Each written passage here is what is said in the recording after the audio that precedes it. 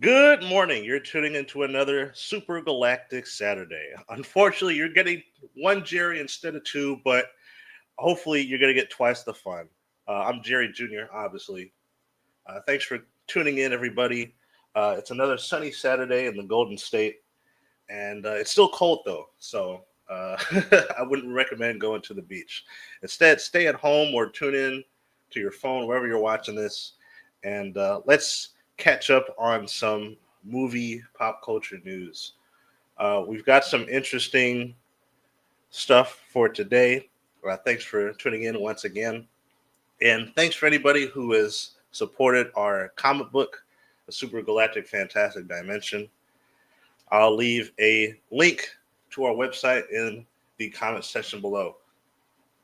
So since it's just me, you guys are welcome. I'm gonna try something new today. I'm gonna leave a link in if you're watching on YouTube in the comment section. If you want to come in and make a comment in the voice chat, kind of like radio, you know, or those old public TV things. Call in, leave a comment on what you heard today, and I like to get your opinion on stuff. So, bam, there it is. If you want to stop in to make a quick shout out or to just comment on anything you heard today, then the link to the voice chat will be in the comment section on YouTube. Alrighty, so first thing, there's a lot of things happening this week. Some things I'm excited for, some things I'm not. Uh, we're gonna get something out of the way that I am interested in is the James Gunn Superman movie. So apparently, there's going to be a trailer that's going to drop in a few days, and I've heard a lot of uh, mixed things about it, not from fans, but from James Gunn himself.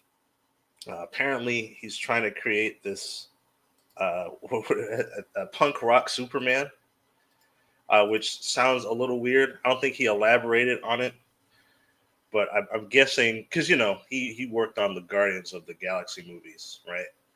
And music was heavily intertwined into the plot. So I'm guessing the Superman movie will do something similar, which should be interesting. I don't know if I like the idea of a punk rock Superman. Like you could probably pull that off with Spider Man. They obviously did in uh, Into the Spider Verse or Beyond the Spider Verse, but I don't know if that's going to work for Superman. Uh, I really don't know how to feel about it. My dad's made his comments on the costumes. I think it's okay. The only thing that I'm not excited for is the way Crypto looks. I mean, Crypto. I don't know what kind of dog Crypto looks, but or Crypto's supposed to be, but he obviously looks more like a supposed to look more like I guess what would you call it, a greyhound or something. This one looks more like a house dog. It doesn't look like an action. It doesn't look like the type of dog I see fighting crime. That's a weird sentence to say, but I mean, it looks cute. I mean, as a dog should, but we'll see. He'll probably do some cool stuff. I've always liked Crypto. If you're excited for the new James Gunn movie and the new trailer, let us know in the comments below. I'm curious to see what song he's going to use for the trailer. Like I said, James Gunn, he's got good taste in music, and once again, it looks like he's going to try to incorporate music into the movie and maybe into the story a little bit. So we'll see what happens. So, what song do you think they're going to use for the new Superman trailer?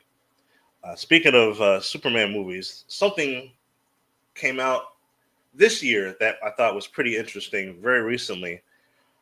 Maybe they did it to build up hype for the new movie, but there's actually another movie coming out on, or maybe it's already out on streaming on Prime, Amazon Prime, and on HBO Max called Super Slash Man, the Christopher Reeve story.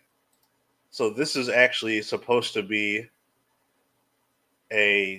sort of a documentary on Christopher Reeve himself, which I think is pretty interesting. Yeah, Reeves' rise to becoming a film star follows with a near fatal horse riding accident in 1995 that left him paralyzed from the neck down. That we already, I mean, that did happen, unfortunately. So I guess this is a Christopher Reeve documentary, and which should be interesting. Obviously, they're going to cover, they're probably going to go behind the scenes of the movie, and that should be interesting to watch. I mean, from what I've seen, Christopher Reeve was a really cool guy, and he felt like someone who really understood who Superman was. Right? When you look at the interviews, he's always described Superman as, yeah, he's supposed to be a friend. You know, he's not supposed to be this guy who sort of looks down on people, and that's true. You see that in the original movie. So I'm curious what they're actually going to cover in this documentary. Obviously, like I said, they probably released this to build hype for the new movie, like get people's interest back up into Superman. So I wonder how that's gonna. I wonder how that's gonna look. What do you guys think about Christopher Reeve? Do you guys have any Christopher Reeve stories? And I like to learn more about the guy myself. I grew up watching Superman 1 and 2, and the one. Which one was the one with Richard Pryor? That was Superman 3, right? Superman 3. I've never seen Superman 4 in its entirety.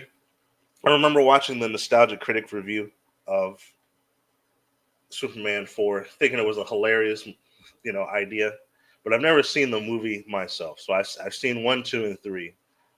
Funny enough, the one Superman 1 and Superman 3 are probably the ones that stick out to me the most, mainly because it's probably Richard Pryor's fault. Because I really remember that.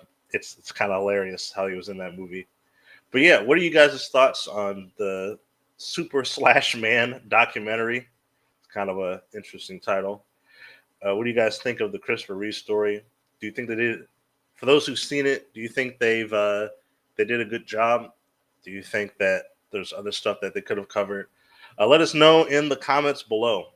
I'm kind of excited to see that. I might check this one out, especially if it's on Prime. Yeah, we'll check that out later. So yeah, if you guys are excited about the upcoming Superman movie, let us know what you want to see in the comments below. I've It looks like it's going to be, from what I remember from the screenshots and whatnot, there's going to be a lot of emphasis on sort of Superman being this anti-establishment sort of figure, for lack of a better word. Like there's going to be superheroes working under the government and stuff like that, and then Superman's going to be the outlier. It seems like that's the direction I'm going with the plot. So I wonder how that's going to turn out. What are some heroes that you would like to see in the upcoming Superman movie? I think they kind of killed off Hawkman. I was gonna say Hawkman, but I think they killed him off in what's it called? Uh, Black Adam. That was such a terrible movie. But I'm sure that movie has nothing to do with this one. So they might use Hawkman. They might use some other heroes and stuff like that. I've heard James Gunn describe this movie as it's going to be sort of a Silver Age type of story, which should be interesting because the Silver Age Superman was that's kind of I want to say that was sort of the beginning of. Oh no, that was sort of the beginning of like the a lot of the weird stuff you see with Superman. But we'll see what happens. Now another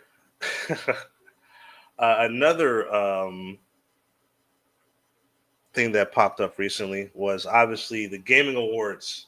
The gaming awards are happening right now, and I'm not gonna lie, I'm a video game person myself, but I'm just not excited about.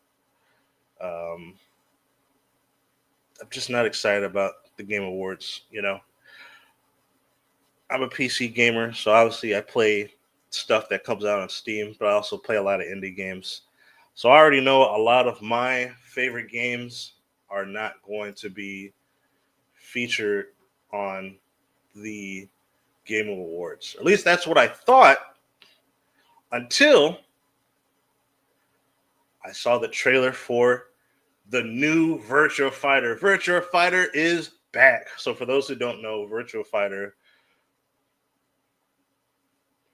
uh, I don't know. We should be good. So for those who don't know, Virtua Fighter was video game's first 3D fighting game. Came out in the 90s and it revolutionized fighting games. We haven't had a new Virtua Fighter since Virtua Fighter 5, which came out in Virtua Fighter 5. When did Virtua Fighter 5 come out? 2006. Holy cow. Yeah, I think they've mainly just been re-releasing Virtua Fighter 5 for the past decade or so, few decades. But now we got an official sequel to Virtua Fighter 5, and obviously it's going to be Virtua Fighter 6. It's made by the same studio who works on the Like a Dragon games or Ryuga Gotoku in Japan. So RGG Studio is making this game, so I'm pretty excited because I love RGG Studio games. And I have to say, the art direction and the style, I'm already loving it. You know, as soon as I saw, let me see, this had me excited, man. Akira from Virtua Fighter, he's one of my mains in the game.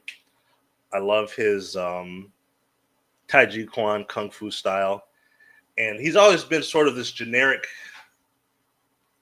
karate gi person or kung fu man in the games. So it's really cool. I really like this new design for him. You know, he actually looks like a wandering, monk. Or if anybody's ever seen the movie, it wasn't a movie. It was a TV series called Kung Fu. It took place in the Old West. It starred what was it? David Carradine. It looks a lot like he kind of reminds me of like that type of character, right? Sort of this wandering kung fu man. I'm pretty excited about it. So hopefully the gameplay. I've always liked the gameplay. Hopefully the gameplay is just as good. Hopefully we get some more updated character designs because I really think a lot of the Virtua Fighter characters need some updated character designs. They kind of sort of fit into these specific archetypes. Like you've got the ninja, you've got the cool, the cool American, you've got the gymnastic, fighter chick, you've got, your drunken master archetype. So it's kind of cool. Based off of Akira's design here, they might be taking some chances with the designs. If you are a Virtua Fighter fan or just a fighting game fan in general, let me know if you're excited for the new Virtua Fighter. What characters would you like to see return? What new martial arts styles do you think they should be showing in the new Virtua Fighter game? Let me know in the comments below. I'm really excited for this. But yeah, that was kind of the only thing that I was really excited for at the Game Awards. Actually, no, that's not true. There was also a new Ninja Gaiden game that was they had a trailer for. That was really cool, and it wasn't. It was a 2D Ninja Gaiden as well. So that was actually pretty dope to see. It was called Ninja Gaiden Ragebound. That was pretty awesome. This is the trailer right here. They did a really good job with the animation here. It's in the sort of a 2D, sort of retro anime style, and it looks really awesome. They did a really good job of capturing the style. And obviously, they're using the new design for Ryu from Ninja Gaiden, as well as I don't know who this dude is, but it still looks cool. And then obviously, the gameplay of this show looks awesome as well. Funny enough, this actually reminds me more of Strider more than anything. If anybody's played Strider by Capcom, but it still looks awesome. So I'm pretty excited. But yeah, those were the two games that I was excited for at the Game Awards this year, and that's really about it. I'm sure everybody has their favorite trailers that came out. Let me if you guys for anybody who did watch the Game Awards, let me know your thoughts and let me know what game you're excited for, and let me know if there are any games featured that were runner-ups for awards or you think should win or didn't win that you're excited or disappointed about. Let me know. I'm curious. Like I said, the games that I play, I already know that they're not going to be featured in the Game Awards. I feel like it's a lot of.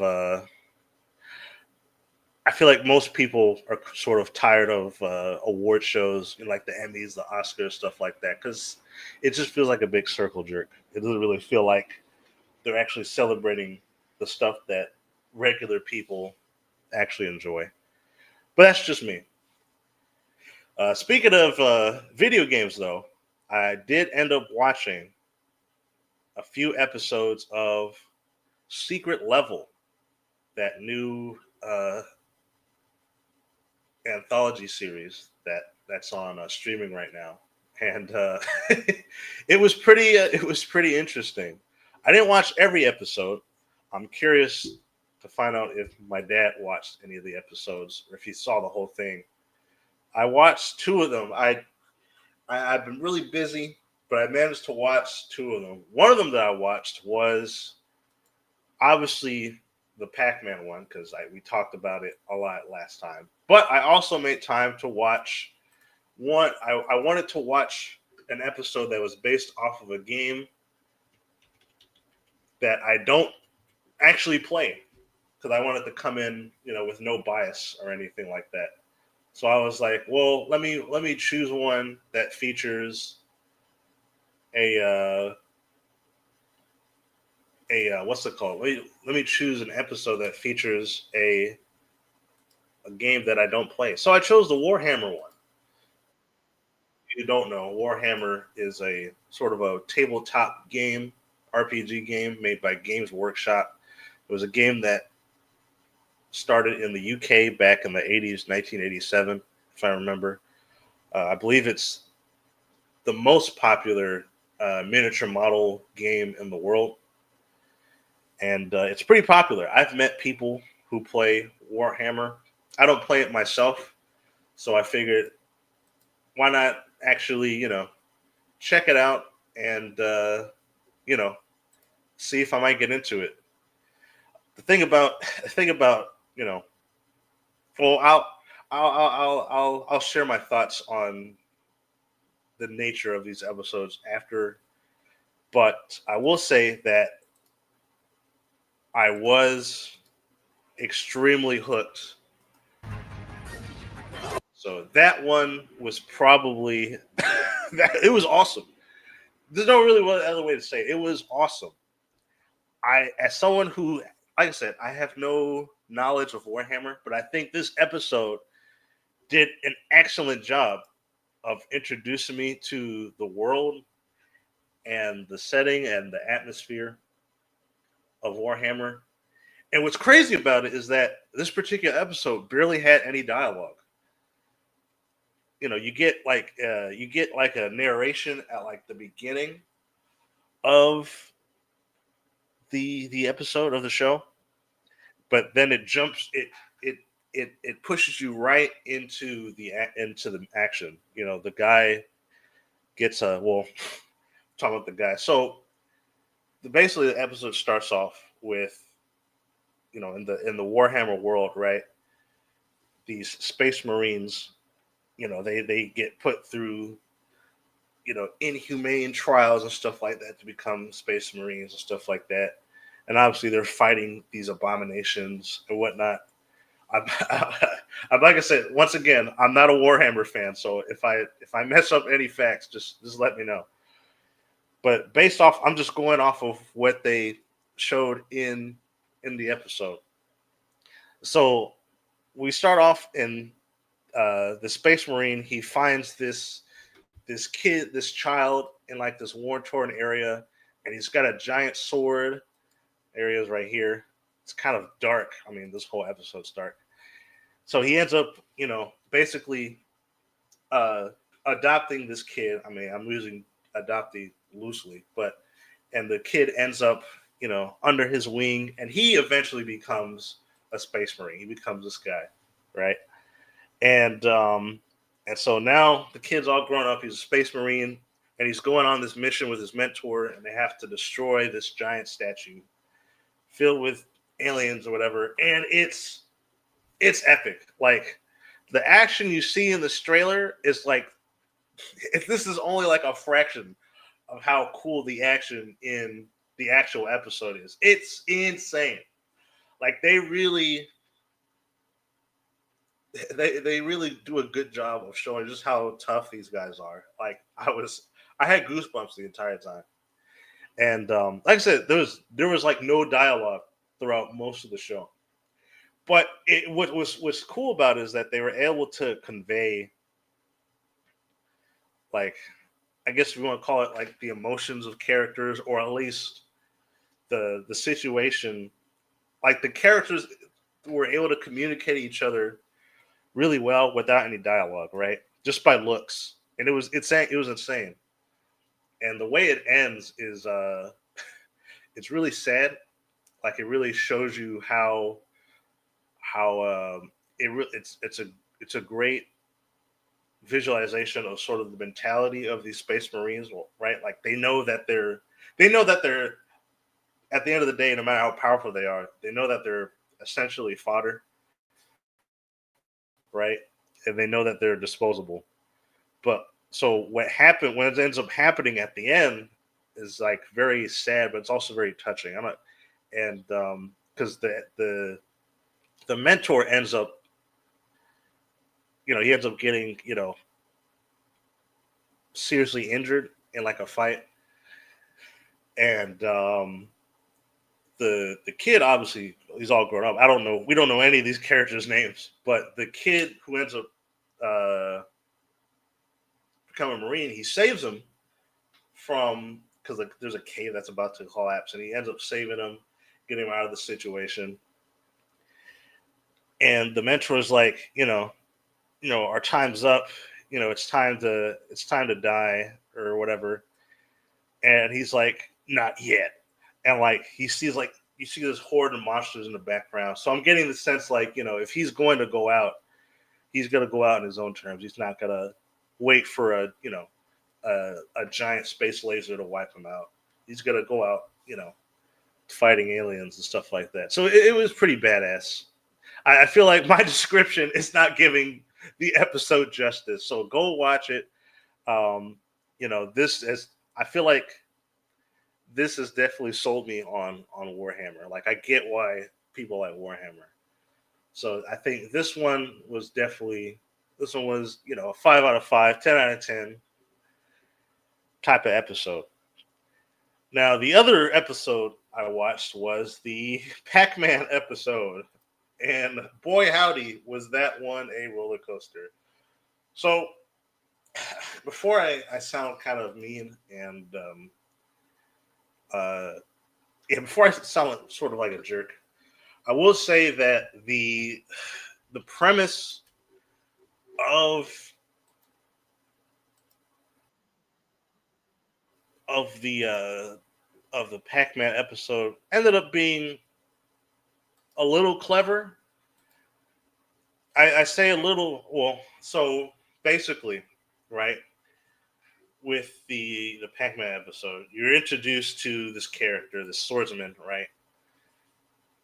And he comes out of this test tube or whatever, and you see this yellow pellet, right? He's greeted by this yellow pellet. It's kind of like a drone. And he's like, what is my purpose? He's confused. And, the pellet responds, this little thing in the corner is like, eat or be eaten. And you're like, well, why does he have to eat and be eaten? And he's put in this wasteland that they call the labyrinth, right? Like in Pac-Man. And, and he's fighting like he's trying to survive, right? He's getting attacked and mauled by giant monsters, and he has to like fend for himself and eat them to get stronger. And he ends up at this gate, right? And the little palace like, oh, you could finally escape. You just have to face the ghosts. Although they're not really ghosts. They're like giant alien gorilla things. It's weird.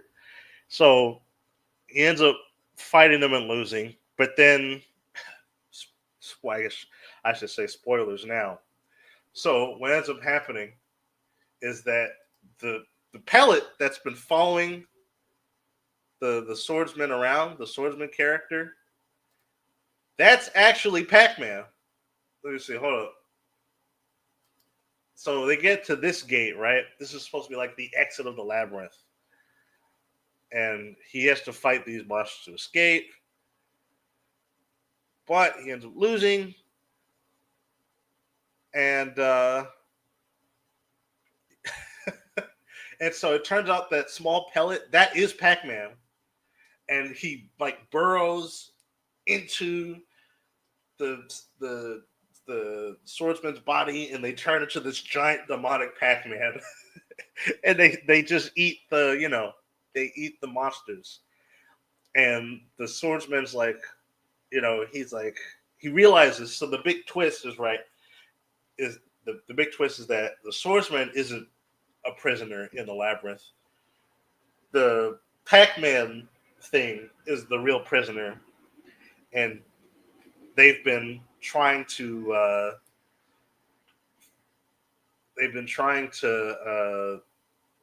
train the swordsman into becoming strong enough to break through the gate so they can escape into what I don't know.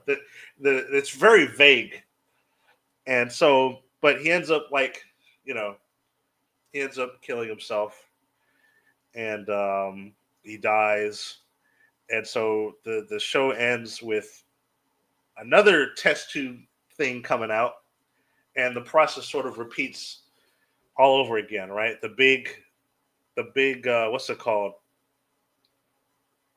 Uh, thing that the main mantra that you hear repeated throughout the episode is there's power in repetition, right? Like in Pac-Man, you're playing through the same maze over and over again. So on one hand, like it's sort of a clever twist on the Pac-Man formula, right? There's power in repetition. You're in a maze. You're trying to escape, but at the same time, it's like the world feels so vague and unfamiliar. Right? Like if the Pac-Man brand wasn't attached to this, I would probably appreciate it a little more. But the problem is that, like I said, this doesn't outside of it being part of a maze or them being stuck in a labyrinth. Um, like this looks nothing like Pac-Man, right? And like for me, from my perspective, I feel like these secret level episodes, what the like, I would imagine like they want to accomplish two things, right? They want to get you invested in their prospective video game series, like that. There's supposed to be commercials for the game, basically. Like the Warhammer episode sold me on Warhammer. Like now I want to play the Warhammer games. But like this, like if I didn't know what Pac-Man was, like this doesn't really want to make me play Pac-Man. I mainly because it's I don't know, it's very confusing. And it just doesn't resemble like if I've never played Pac-Man before, like I've only seen, you know, other people play the arcade game. Like if I saw this, right, and I went to go try to look for like a Pac-Man game, right, and he looks nothing like that, right? He looks like a yellow hockey puck. I would be like, well, this show lied to me. This isn't Pac-Man. This is Pac-Man, right? Imagine if you've never played Pac-Man before, you saw and you went to watch that secret level episode, and then you're like, oh, well, that was kind of neat. Let me try to get into the game series, and and you find this, right? You're like, this is nothing like it, right? And like, if the goal was to pay homage to Pac-Man, right? It did a terrible job at that because they turned Pac-Man into this demonic creature. So it's like, what was the point of that episode? Well, I'll tell you the point of that episode. The point of that episode was to sell a new Pac-Man game that looks, or should I say, I'm sorry, to sell Shadow Labyrinth. Yeah, this is our new Pac-Man. So apparently there's gonna be this action Metroidvania. It looks like a Metroidvania style game where you play as the characters from the secret level episode. So it's it's so weird, and I don't know how to feel about this because, like, on one hand, making a Pac-Man Metroidvania sounds interesting, but once again, this doesn't look like Pac-Man. You know what I'm saying? Oh, and then he does the yeah. This is the thing that happens at the end of the episode. So yeah, it's just strange. Like, is this really what Bandai Namco wants Pac-Man to be? That from now on. So I'm guessing they had this game in development, and so they made the the secret level episode to promote this new game, right? And it's like, I don't know. I don't know. I don't think. I don't know. I don't know how to feel about it. Like, Pac-Man's had. I mean, Pac-Man's never really had a really solid identity for the most part because there's only so much you could do with a hockey puck and 3 and 4 ghosts. Like, it's a very like abstract game, right? And we've had Pac-Man World, we've had uh, we've had that Pac-Man and the Ghostly Adventures reboot where they tried to like Sonicify the Pac-Man characters, and this is just another go at it at trying to rebrand Pac-Man. And I feel like I don't know.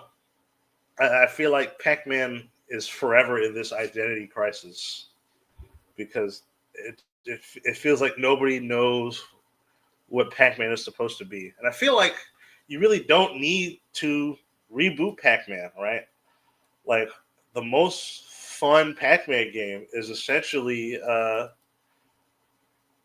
revamped, coked up version of the original Pac-Man game. I forgot what it's called. It's like Pac-Man XD or something. Pac-Man XD.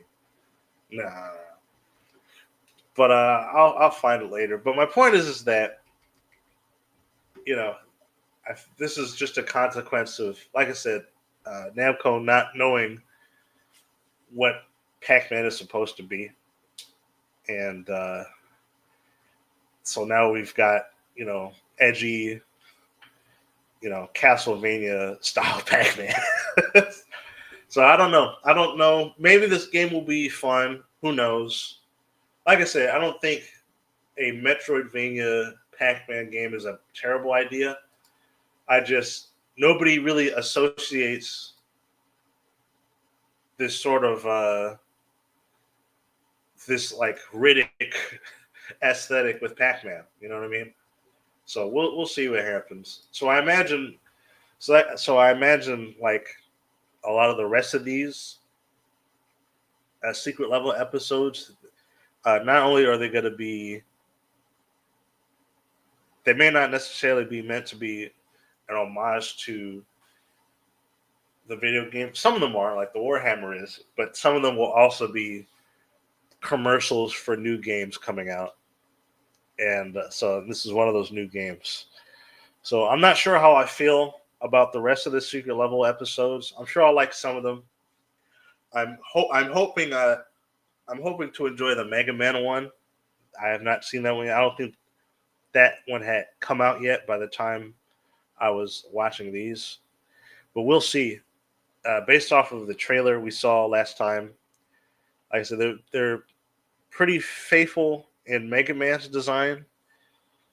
I feel like it looks a little too hyper realistic. I would have preferred a more stylized uh, aesthetic for Mega Man. You know, they showed off Guts Man and they showed off Doctor Light, of course. So we'll see how the rest of them will look like. But that's the thing, though. It's like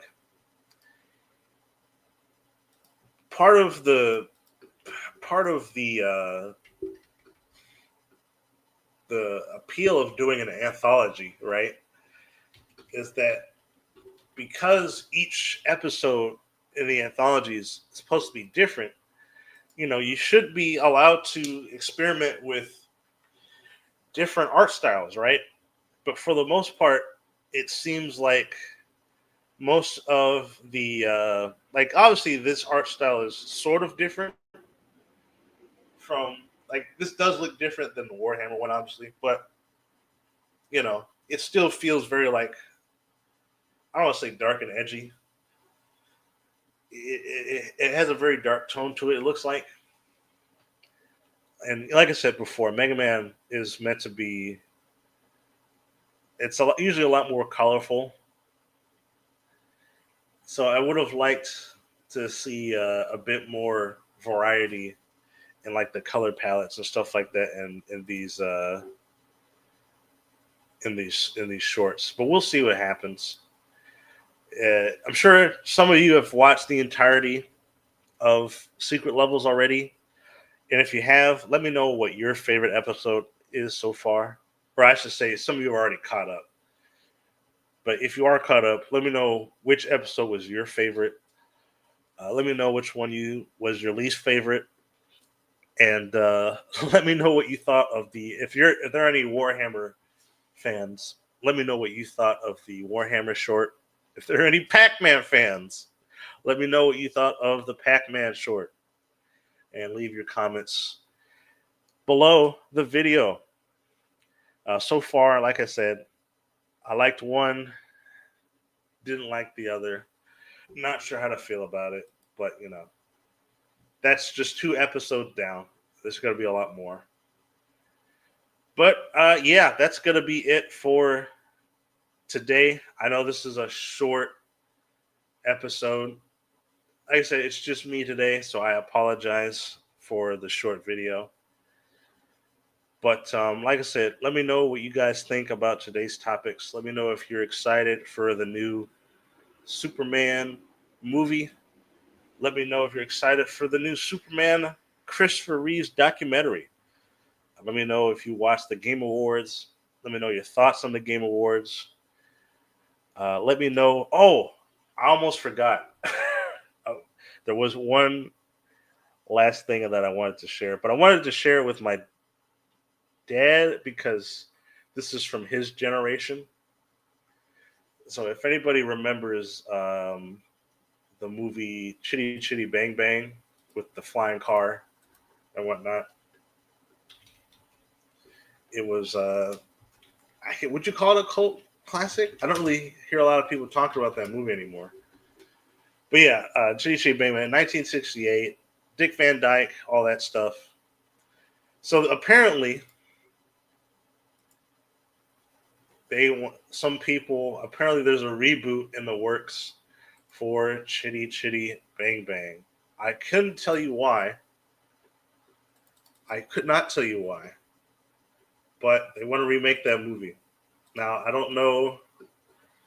Yeah, I don't know. I don't know how that's going to look. I don't understand why they would want to reboot that movie.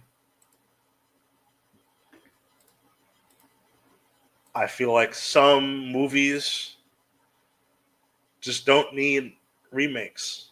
Some movies just need to be left alone. And yeah, it doesn't make any sense to me. You know, like maybe probably be more accurate to the original book the movie's based off of. Yeah, maybe. I doubt it, but there's only one way to find out. But or you could just read the book. I don't know. I'm not excited, although I I am curious. I should probably watch the original movie to see how well that holds up.